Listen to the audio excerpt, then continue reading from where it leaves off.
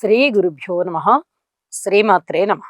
మా భక్తి టీవీని ప్రోత్సహిస్తున్నటువంటి మా ప్రేక్షకులందరికీ ధన్యవాదాలు తెలియజేస్తూ, సెప్టెంబర్ 7వ తారీఖు నాడు ఏర్పడబోతూ ఉన్నటువంటి సంపూర్ణ చంద్రగ్రహణం ఏ ఏ రాసుల వారికి శుభ ఫలితాలనిస్తుంది, ఏ ఏ రాసుల వారికి మధ్యమ ఫలితాలనిస్తుంది, ఏ ఏ రాసుల వారికి అధమ ఫలితాలనిస్తుంది, వారు చేసుకోవలసినటువంటి పరిహారాలు ఏమిటి, అలాగే ఈ గ్రహణము రోజున ఎటువంటి నియమాలు పాటించాలి ఇత్యాది విషయాలన్నీ ఇప్పుడు తెలియచెప్పుకుందాం. 7వ తేదీ సెప్టెంబర్ నెలలో చంద్ర సంచారము కుంభరాశిలోకి వస్తూ ఉన్న కారణం చేత కుంభరాశిలోనే ఉన్నటువంటి రాహుగ్రహ సంచారముతో చంద్రుని యొక్క స్థితి కలుస్తూ ఉండడంతో ఇక్కడ గ్రహణం ఏర్పడుతూ ఉంది. ఈ గ్రహణాన్నే మనము సంపూర్ణ చంద్రగ్రహణంగా చెప్తున్నాం. ఎందువల్ల 3 గంటల 30 నిమిషముల కాలము చంద్రుడు రాహువు చేత పీడింపబడుతున్నారు. కాబట్టి ఇది సంపూర్ణ చంద్రగ్రహణం. భారతదేశంలో అందరికీ కూడా ఈ గ్రహణం వర్తిస్తుంది. ఈ గ్రహణం యొక్క ఫలితాలు ఏ ఏ రాశుల మీద ఎటువంటి ప్రభావాన్ని కలిగి ఉంటుందో ఇప్పుడు తెలియచెప్పుకుందాము. చంద్ర రాహువుల యొక్క స్థితి వల్ల మనకి గ్రహణం ఏర్పడుతూ ఉంటుంది. ఇది సంపూర్ణ చంద్రగ్రహణం కావడం చేత అన్ని రాసుల వారికి కూడా ఎటువంటి ప్రభావాలు ఉంటాయి అనేది తెలియచెప్పుకుంటూ, అధమమైనటువంటి ఫలితాలు ఇచ్చేటటువంటి రాసుల వారు కానీ, మధ్యమ ఫలితాలు ఇచ్చేటటువంటి రాసుల వారు కానీ పరిహారాలు చేసుకోవడం అనేది తప్పనిసరిగా చేయవలసినటువంటి అంశం.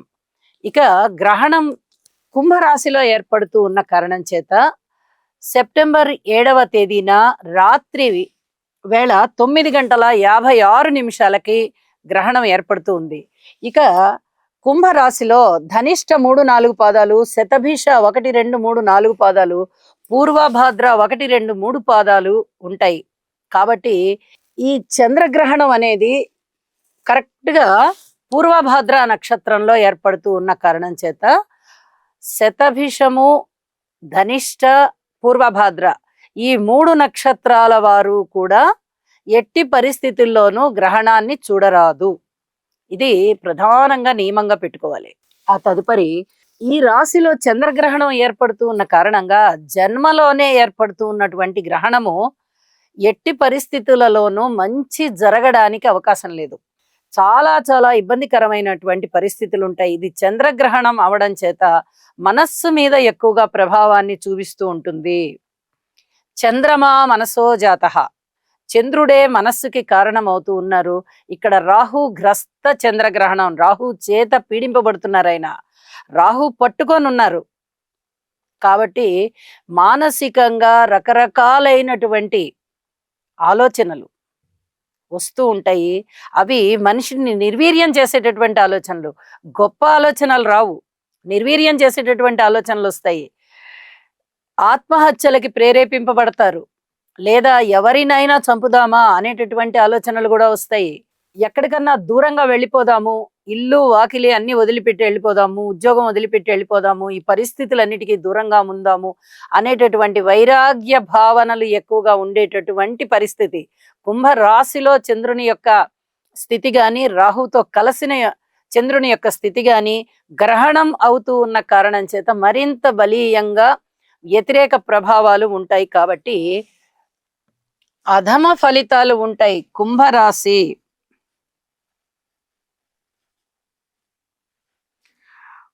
కుంభం వారికి సరైన ఫలితాలు ఉండబోవడం లేదు.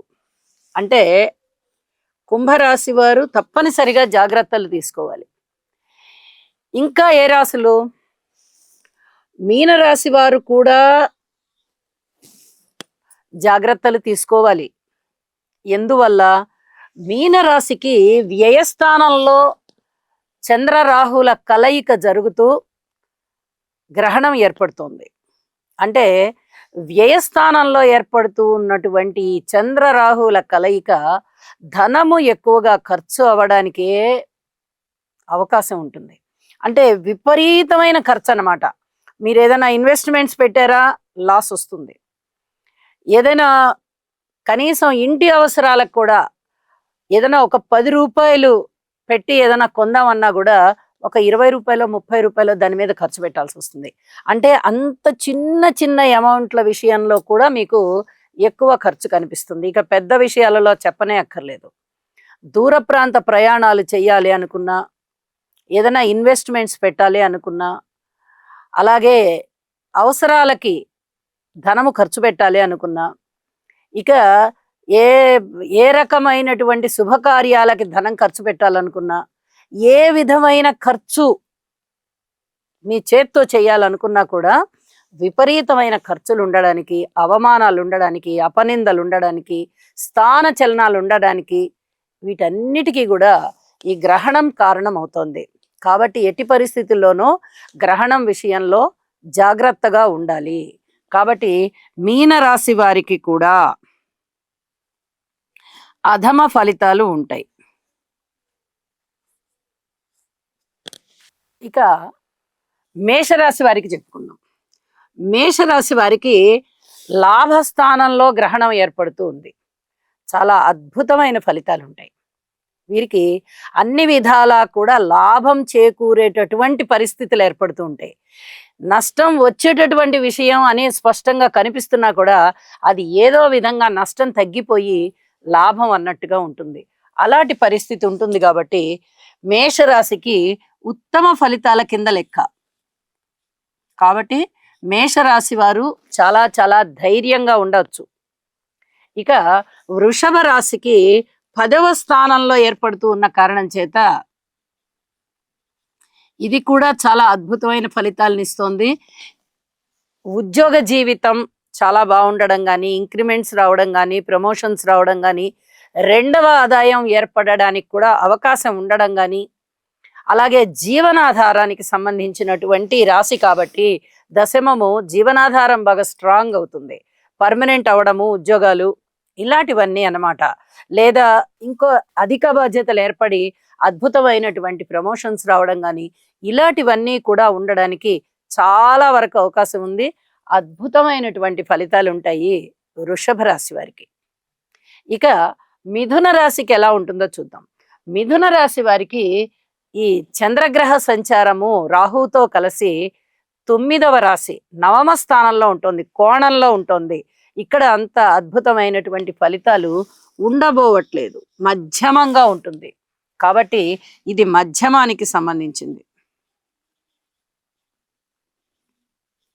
మధ్యమ ఫలితాలు ఉంటాయి. కోణ రాశుల్లో ఎప్పుడూ కూడా చంద్రుడు యోగించడు కాబట్టి మధ్యమ ఫలితాలు ఇస్తారు. అయితే పితృవర్గ రీత్యా కొన్ని రకాలైనటువంటి జాగ్రత్తలు తీసుకోండి. అలాగే ధనము రీత్యా, కుటుంబ రీత్యా ఐకమత్యం తక్కువగా ఉండడం కానీ, కుటుంబంలో ఐకమత్యం తక్కువగా ఉండడం కానీ, ధనము వస్తుంది అనుకున్నది తక్కువ అవ్వడం కానీ, పితృవర్గ రీత్యా ఏదన్నా అనారోగ్యం ఏర్పడడం కానీ, ఇలాంటివి ఉండడానికి అవకాశాలు ఉన్నాయి. కాబట్టి మిథున రాశి వారు పరిహారాలు చేసుకోవడం తప్పనిసరి అని చెప్పి చెప్తూ ఉన్నాను. ఇక కర్కాటక రాశి. కర్కాటక రాశి వారికి 8వ స్థానంలో చంద్రగ్రహణం ఏర్పడుతూ ఉన్న కారణం చేత అంత అద్భుతమైన ఫలితాలని ఇవ్వబోవడం లేదు. అంటే ఎటువంటి ఫలితాలని ఇస్తోంది? అధమ ఫలితాలను ఇస్తోంది. కాబట్టి కర్కాటక రాశి వారికి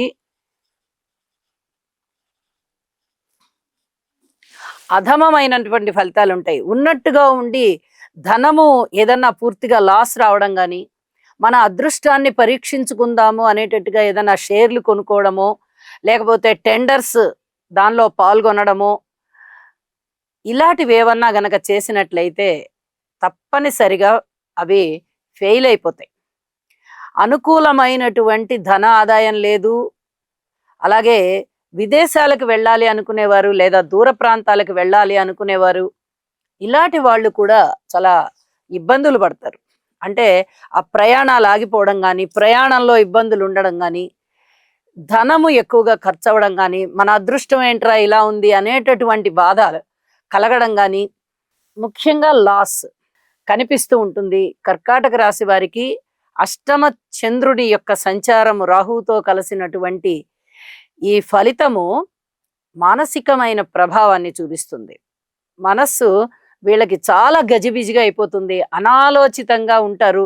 ఎట్టి పరిస్థితులలోనూ పరిహారాలు చేసుకోవడానికి ప్రయత్నం చేయండి అని చెప్పి తెలియజేస్తూ ఉన్నాను. ఇక సింహరాశి. సింహరాశి వారికి సప్తమ స్థానంలో చంద్రగ్రహణం ఏర్పడుతోంది. ఇక్కడ చెప్పుకోదగ్గ సూచన ఏమిటంటే, నిజానికి సప్తమ స్థానంలో చంద్రుని యొక్క స్థితి చాలా బాగుంటుంది. అయితే రాహుతో కలిసి ఉన్నారు. ఇది గ్రహణ కాలము అవుతూ ఉన్న కారణం చేత మధ్యమ ఫలితాలే ఉన్నాయి. ఏదైనా ఒక గ్రహము ఒక రాశిలో యోగిస్తోంది అంటే దానికి ఇబ్బంది కలిగించేటటువంటి స్థానాలలో, అంటే కేంద్ర కోణాలలో ఇక పాపగ్రహాలు ఉండకూడదు. ఇక్కడ కేంద్ర కోణం అయినటువంటి సింహరాశికి కేంద్రమైనటువంటి అదే కుంభరాశిలో చంద్రుడితో కలిసిన రాహు ఉన్నారు. పబ్లిక్ రిలేషన్స్ దెబ్బతిండము, రాజకీయ నాయకుల వల్ల ఇబ్బందులు కలగడము, లేదా ఏదైనా అపవాదులు పడడము, పబ్లిక్ రిలేషన్స్ ఏవరు కూడా అనుకూలత లేకపోవడము, ఏదైనా వ్యాపారానికి పెట్టుబడులు పెట్టాలంటే అనుకూలత లేకపోవడము, పెట్టిన డబ్బులు వృధా అయిపోవడము, అలాగే భార్యాభర్తల మధ్య అనుకూలత లేకపోవడము, వివాహాది శుభకార్యాలు కూడా కుదిరినవి ఇంకా మళ్ళీ డేట్లు పోస్ట్ పోన్ అవడము, లేదా ఇంకా కుదుర్చుకోకుండా తర్వాత ఎప్పుడో కుదుర్చుకుందామండి అనడము, వ్యాపారాలు మందగించడము, ఆరోగ్యం మందగించడము, జీవిత భాగస్వామికి కూడా చిన్నపాటి అనారోగ్యాలు ఉండడము, ఇలాంటివన్నీ ఉండే అవకాశాలు ఉన్నాయి. ఇక కన్యారాశి చూద్దాం. కన్యారాశి వారికి 6వ స్థానంలో చంద్రగ్రహణం ఏర్పడుతోంది. చాలా అద్భుతమైనటువంటి ఫలితాలు ఉంటాయి. చాలా అద్భుతమైనటువంటి ఫలితాలు ఉంటాయి. ఎటువంటి ఫలితాలు ఉంటాయి? రుణాలు మంచిగా, రుణభారాలు ఏవైతే ఉన్నాయో మీకు అవి తీరడం కానీ, మీకు పెద్ద మొత్తాలలో రుణాలు కావాలంటే దొరకడం కానీ, పూర్వం ప్రారంభించిన పనులన్నిటికీ కూడా చక్కటి అభివృద్ధి కనిపిస్తూ మంచి విజయావకాశాలు రావడం కానీ, అలాగే ఒక మంచి మంచి నిర్ణయాలు తీసుకోవడం కానీ, బంధుమిత్రుల ఆదరణ ఉండడం కానీ, ధనము మీరు కోరుకున్నంత ధనము మీకు దొరకడం కానీ, అంటే దొరకడం అంటే ఏదో రోడ్డు మీద దొరకడం కాదు, మనకి అమ్మయ్య ధనము సర్దుబాటు అయింది అనేటటువంటి పరిస్థితి ఇలా ఉండడం కానీ, చాలా అద్భుతమైన ఫలితాలు ఉంటాయి. ఉత్తమమైన ఫలితాలు కన్యారాశికే ఉన్నాయి. ఇక తులారాశి. తులారాశి వారికి 5వ స్థానంలో చంద్రగ్రహణం ఏర్పడుతోంది. కోణం. ఈ కోణ స్థానంలో ఏర్పడుతూ ఉన్నందువల్ల మధ్యమ ఫలితాలు ఉంటాయి. తులారాశి వారికి మధ్యమ ఫలితాలు ఉంటాయి. ముఖ్యంగా వీరికి సంతానం మీద ఈ ప్రభావం కనిపిస్తూ ఉంటుంది. మిగతా గ్రహాల ప్రభావాలు ఎంత బాగున్నప్పటికీ ఇక్కడ బాగా గుర్తుపెట్టుకోవాల్సిన విషయం, తులారాశికి మిగతా గ్రహాలు చాలా బాగున్నాయి అనుకోండి, మాకు మిగతా గ్రహాలన్నీ బాగున్నాయి కదండి అంటే, మిగతా గ్రహాలు ఆ గోచార ప్రకారంగా బాగున్నాయి, కానీ ఇది ప్రత్యేకంగా గ్రహణం ఏర్పడుతోంది. ఇక్కడ గ్రహణం ఏర్పడుతూ ఉన్న కారణం చేత సంతాన పరంగా మీకు చాలా అసంతృప్తి కలగడానికి అవకాశం ఉంది. గర్భిణీ స్త్రీలు అధిక జాగ్రత్తలు తీసుకోవాలి. ఇది చెప్పదగినటువంటి సూచన. 4వ స్థానంలో చంద్రరాహువుల కలయిక ఏర్పడుతోంది. గ్రహణం అంటే రాహు చేత పీడింపబడుతున్నాడు చంద్రుడు. మాతృస్థానంలో ఈ రకమైనటువంటి సంచారం ఉంటూ ఉన్నందువల్ల తల్లిగారికి, తల్లి తరఫు బంధువులకి, తల్లి వైపు బంధువులకి అంతగా బాగుండేటటువంటి పరిస్థితి కనబడబోవడం లేదు. అలాగే ఏదైనా కొనుగోలు అమ్మకాలు విషయాలలో కూడా ఇబ్బందులు ఏర్పడేటటువంటి పరిస్థితి ఏర్పడుతోంది. ధనము రాబడి విషయంలో మీరు సుఖంగా ఉంటారు అనుకునే విషయాలలో చాలా ఇబ్బందులు ఏర్పడి మానసికమైనటువంటి దిగులు ఏర్పడేటటువంటి పరిస్థితి కనిపిస్తోంది. ఇది అధమ ఫలితంలోకి వెళ్ళిపోతుంది.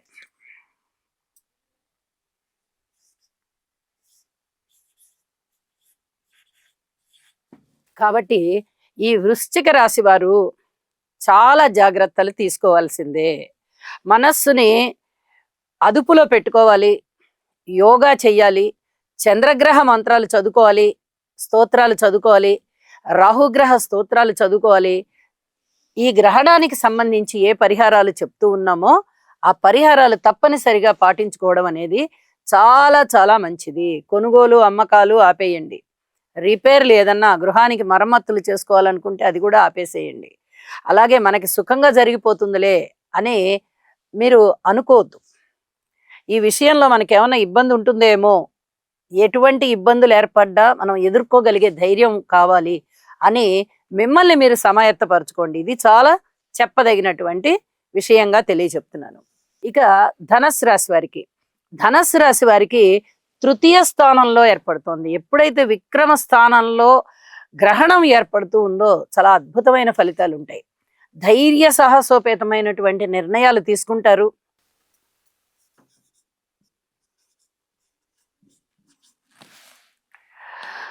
ధైర్య సాహసోపేతమైనటువంటి నిర్ణయాలు తీసుకుంటారు. అన్నదమ్ముల సహాయ సహకారాలు చాలా బాగుంటాయి. రుణాలు బాగా దొరుకుతాయి. బంధుమిత్రుల ఆత్మీయ ఆదరణలు ఉంటాయి. రాకపోకలు బాగుంటాయి. దగ్గర ప్రయాణాలు బాగుంటాయి. మీరు ఇప్పటి వరకు తీసుకోనటువంటి నిర్ణయాలు తీసుకుని ఒక ఛాలెంజ్ చేస్తారు.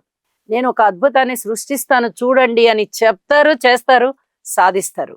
అంత అద్భుతమైనటువంటి ఫలితాలు ఉంటాయి గ్రహణం వల్ల. ఇక మకర రాశి, మకర రాశి వారికి ద్వితీయ స్థానంలో ఏర్పడుతోంది. కుటుంబ స్థానంలోనే చంద్రగ్రహ సంచారము, రాహుగ్రహ సంచారము, రాహుగ్రస్త చంద్రుని యొక్క సంచారము చాలా ఇబ్బంది అయిపోవడానికి అవకాశం ఉంది. అంటే ఇది మధ్యమ ఫలితమనే తీసుకోవాలి.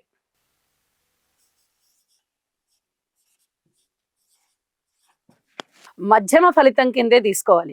ద్వితీయం అంత పూర్తిగా శుభకరం అయితే కాదు, కానీ ధన ఆదాయానికి సంబంధించిన ఫలితాలన్నీ కూడా ఇక్కడ అంత బాగా రాణించవు. రాహు బాగుండరు, చంద్రుడు బాగుండరు, కానీ ఇక్కడ సప్తమాధిపతి ద్వితీయంలో కాబట్టి కొంచెంలో కొంచెం నష్టం తగ్గే విధంగా ఉంటుంది. కుటుంబంలో ఐకమత్యం ఉండదు. ధన ఆదాయం కూడా తగ్గిందా అన్నట్టుగా ఉంటుంది. ధనానికి ఏమీ మీకు వెసులుబాటు కనిపించదు. కుటుంబ సభ్యుల్లో భిన్నాభిప్రాయాలు కనిపిస్తూ ఉంటాయి. కొంచెం కుటుంబం అంతా విచ్చలవిడితనంగా కనిపిస్తోందా అన్నట్టుగా ఉంటుంది. అయితే మీ కృషి చేత బాగుంటుంది. ఇది చెప్పదగ్గ సూచన అన్నమాట. చంద్రగ్రహానికి సంబంధించిన స్తోత్రపారాయణాలు చేసుకోండి. అలాగే రాహుకి సంబంధించినటువంటి స్తోత్రపారాయణాలు చేసుకోండి. ఈ రాసుల వారు ఎవరెవరికి ఏమేమి చెప్పి ఉన్నానో వారు అవి పాటించవలసి ఉంటుంది. ఇక పరిహారాలు కూడా తెలియచెప్తాను. ఉత్తమ ఫలితాలు వచ్చేటటువంటి రాశులేవి? మేషరాశి, వృషభ రాశి, కన్యా రాశి, ధనస్సు రాశి. ఈ 4 కూడా చాలా అద్భుతమైనటువంటి ఫలితాలు ఉండబోతున్నాయి. ఈ 4 రాశుల వారికి కూడా అనుకున్నది అనుకున్నట్టుగా ఫలితాలు వస్తాయి. సంకల్ప బలం బాగుంటుంది మీది. అలాగే మధ్యమ ఫలితాలు ఎవరెవరికి ఉన్నాయి? మిథున రాశికి, సింహరాశికి, తులారాశికి, మకర రాశికి మధ్యమమైనటువంటి ఫలితాలు ఉన్నాయి. వీరు తప్పనిసరిగా పరిహారాలు పాటించాలి. ఆ పరిహారాలు ఏమిటి అనేది మళ్ళీ చెప్తాను. ఇక అధమ ఫలితాలు వచ్చేటటువంటి రాశులేవి? కుంభరాశి, మీనరాశి, కర్కాటక రాశి, వృశ్చిక రాశి. ఈ 4 కూడా అధమ ఫలితాలని ఇస్తున్నాయి. ఈ మధ్యమ ఫలితాలు ఉన్నవారు కానీ, అధమ ఫలితాలు ఉన్నవారు కానీ ఎటువంటి పరిహారాలు చేసుకోవాలి? వెండి లేదా రాగి లేదా ఇత్తడి ఏ లోహంతో చేసినటువంటి బింబాన్నైనా చంద్రబింబాన్ని దానం చేయాలి. చంద్రగ్రహ స్తోత్రాలు పారాయణ చేయాలి. అలాగే బియ్యం దానం చేయాలి. రాహుగ్రహ స్తోత్రాలు పారాయణ చేయాలి. మినుములు దానం చేయాలి. ఇవన్నీ కూడా దానం చేసుకోవడం వల్ల చాలా మంచి ఫలితాలు ఉంటాయి. అలాగే అధమమైనటువంటి ఫలితాలు ఇచ్చేటటువంటి రాశులు కుంభరాశి, మీనరాశి, కర్కాటక రాశి, వృశ్చిక రాశి వారు. వీరు కూడా తప్పనిసరిగా ఈ నియమాలు పాటించండి. దానాలు ఇవ్వడము, దైవ స్తోత్రాలు పఠించడము, మీకు చేతనైన దానాలు ఇవ్వచ్చు. కేవలం ఇప్పుడు చెప్పుకున్నటువంటి బియ్యము, మినుములు, ధాన్యం మాత్రమే ఇవ్వాలని కాదు. మీకు ఏ దానం తోస్తే ఆ దానం ఇవ్వండి. మీకు ఏది కుదిరితే అది చెయ్యండి. పండ్లు దానం ఇవ్వచ్చు. అలాగే కొబ్బరికాయలు అది కూడా దానం ఇవ్వచ్చు. బియ్యం దానం ఇవ్వచ్చు. నల్ల నువ్వులు దానం ఇవ్వచ్చు. ఇక గొడుగు, చెప్పులు, వస్త్రాలు, ఆహార పదార్థాలు, కాయగూరలు, స్వయం పాకం. స్వయం పాకం అంటే కూడా చాలా మందికి తెలుసు. బియ్యముతో పాటుగా మిగతా ఆహార పదార్థాలు, కాయగూరలు అన్నిటినీ కలిపి స్వయం పాకం అంటాము. అంటే ఒక మనిషి ఆహారం వండుకోవడానికి లేదా ఇద్దరో ముగ్గురో మనం శక్తి ఎంత ఉంటే అంత పరిమాణం ఆహారం వండుకొని తినడానికి కావలసినటువంటి దినుసులు అనమాట. కందిపప్పు, అలాగే లేదా పెసరపప్పు, బియ్యము, నూనె, మిరపకాయలు, ఇక కాయగూరలు, చింతపండు, బెల్లము ఇలాంటి వాటన్నిటినీ కలిపి స్వయం పాకం అంటాము. ఈ స్వయం పాకం కూడా దానం ఇవ్వచ్చు. మన శక్తి ఏది ఉంటే అది దానం ఇవ్వచ్చు. ఎప్పుడు దానం ఇవ్వాలి ఇది కూడా మనం తెలుసుకోవాలి. ఎప్పుడు దానం ఇవ్వాలి అంటే గ్రహణం అయిపోయిన అనంతరము మళ్ళీ విడుపు స్నానం చేసిన తదుపరి దానాలు ఇవ్వాలి. గ్రహణ కాలము రాత్రి 9:56 గ్రహణం పడుతూ ఉంది. అర్ధరాత్రి 1:26 పూర్తిగా గ్రహణం అయిపోతుంది. మరి గ్రహణం అయిపోయినప్పుడు అంత్యకాలం కదా అది. ఈ అంత్యకాలము మళ్ళీ విడుపు స్నానం చేస్తాము. ఈ స్నానం చేసిన అనంతరము మళ్ళీ ఇల్లు వాకిలి అన్నీ శుభ్రం చేసుకోవాలి, దేవుళ్ళని శుభ్రం చేసుకోవాలి, నిత్య పూజ చేసుకోవాలి, అప్పుడు దానాలు ఇవ్వాలి. ఇది చాలా చెప్పదగినటువంటి సూచన. ఇది అర్ధరాత్రి కాలం అవుతున్న కారణం చేత ఉదయము సూర్యోదయం వేళప్పుడు లేచి కాలకృత్యాల అనంతరము ఇల్లు పరిశుభ్రం కావించుకున్న అనంతరము అప్పుడు దానాలు ఇవ్వాలి. ఇది గుర్తుపెట్టుకోండి. అర్ధరాత్రి గ్రహణం అయిపోగానే దానం ఇవ్వాలి కదా అని అప్పటికప్పుడు వెళ్ళిపోవద్దు. ఖచ్చితంగా విడుపు స్నానం చెయ్యాలి. ఇది చాలా చెప్పదగినటువంటి సూచన. ఎవరైనా మంత్రం తీసుకున్నవారు, మంత్ర సాధనలో ఉన్నవారు పట్టు స్నానం చేస్తారు, అలాగే విడుపు స్నానం చేస్తారు. దీనితో పాటుగా మధ్య స్నానం కూడా చేస్తారు. నడిమి స్నానం అంటారు, మధ్య స్నానం అంటారు. ఈ మధ్య స్నానం కూడా చేస్తారు. ఈ రకంగా సాధనా మార్గంలో ఉన్నవారు 3 స్నానాలు ఆచరిస్తారు. మంత్రం చేసుకోవాలి. ఆ సమయంలో జపము చేసుకోవడం చాలా చాలా మంచిది. 9:56 నుంచి 1:26 వరకు గల 3:30 కాలము చాలా అద్భుతమైనటువంటి కాలం. అది చంద్రుడికి బాధ కలిగించేటటువంటి కాలమే అయినప్పటికీ ప్రజలకి, భక్తులకి ఎన్నో వరాలు సిద్ధించేటటువంటి కాలం ఇది. మామూలుగా విడిగా ఉన్న రోజులలో కొన్ని వేల సార్లు మంత్రాన్ని చేస్తాం మనం. కొన్ని వేల సార్లు చేస్తాం. ఎవరికి ఏ దేవుడు ఇష్టమో ఆ దైవారాధన చేసుకుంటూ ఉంటారు, ఆ దైవ సాధనలో ఉంటారు. ఒక 10,000 సార్లు చేస్తాం అనుకోండి మనం. ఈ గ్రహణ సమయంలో అదే 10,000 సార్లు గనక చేసినట్టయితే మంత్రాన్ని ఒక 3 లక్షల సార్లు 4 లక్షల సార్లు చేసినంత ఫలితం వస్తుంది. అంత అద్భుతమైన ఫలితాన్ని ఇస్తారు ఆ సమయంలో. దేవుడికి కష్టకాలం వచ్చింది, సాక్షాత్తు ప్రకృతికి కష్టకాలం వచ్చింది. ఇంతటి కష్టకాలంలో మనము భగవంతుడికి చేసేటటువంటి సేవలు మనకి అనంతమైనటువంటి వృద్ధిని తెచ్చిస్తాయి, కీర్తిని తెచ్చిస్తాయి, సంపదలని తెచ్చిస్తాయి, ఉన్నతిని తెచ్చిస్తాయి, చక్కటి అభివృద్ధిని తెచ్చిస్తాయి. కాబట్టి ఈ గ్రహణ కాలంలో చేసేటటువంటి పూజ, యాగము, యజ్ఞము, దానము ఇవన్నీ కూడా చాలా అద్భుతమైన ఫలితాలు ఇస్తాయి. ఇక 1:26 తదుపరి దానం ఇవ్వకూడదు. ఇక స్నానాలు ఆచరించాల్సిందే. ఇంకా ఆ తరువాత పూజా కార్యక్రమాలు కూడా ఆపేయాలి. ఆ సమయంలో చెయ్యొచ్చు, ఆ సమయం దాటిన తర్వాత చేయకూడదు. ఇక ఆ సమయం దాటిన తర్వాత మళ్ళీ భగవంతుణ్ణి మనము పూర్తిగా శుభ్రపరుచుకోవాలి. ఏ విధంగా శుభ్రపరుచుకోవాలి? విగ్రహాలు అయితే శుభ్రంగా వాటిని చింతపండు పెట్టి కడుక్కోవాలి. పటాలు, చిత్రపటాలు అయినట్టయితే వాటిని తడిగుడ్డ పెట్టి తుడుచుకోవాలి. మళ్ళీ చక్కగా బొట్లు పెట్టి అలంకారం చేసుకుని పూజా కార్యక్రమాలు నిర్వహించుకోవాలి. ఇది అర్ధరాత్రి కాబట్టి అర్ధరాత్రి చేయకూడదు. ఉదయం మళ్ళీ సూర్యోదయానంతరము ఈ కార్యక్రమాలన్నీ చేసుకుని శుచిగా వంట చేసి అప్పుడు దైవ నివేదన చేసుకోవాలి. ఇల్లు వాకిలి మొత్తం శుభ్రపరుచుకొని అలాగే మనము కూడా తలస్నానాలు చేసి అప్పుడు ఈ కార్యక్రమాలన్నీ నిర్వహించుకోవాలన్నమాట. ఇది చాలా చాలా చెప్పదగినటువంటి సూచనగా తెలియచేస్తూ ఉన్నాను. మరి మధ్యమ ఫలితాల వాళ్ళు, అధమ ఫలితాల వాళ్ళు ఈ రకమైనటువంటి పరిహారాలు పాటిస్తున్నారు. ఉత్తమ ఫలితాలు వచ్చేవారు ఏం చేయాలి? దైవ ప్రార్థన చేయాలి. దైవ ప్రార్థన అనేది కూడా లేకుండా ఈ గ్రహణం మాకు చాలా బాగుంటుంది కదా, మనం ఏం చేయకపోయినా పర్వాలేదు అనేలాంటి ఆలోచనతో ఉండకండి. తప్పనిసరిగా దైవ ప్రార్థన చెయ్యండి, దానం చెయ్యండి, ధర్మం చెయ్యండి, ప్రార్థనలు చెయ్యండి.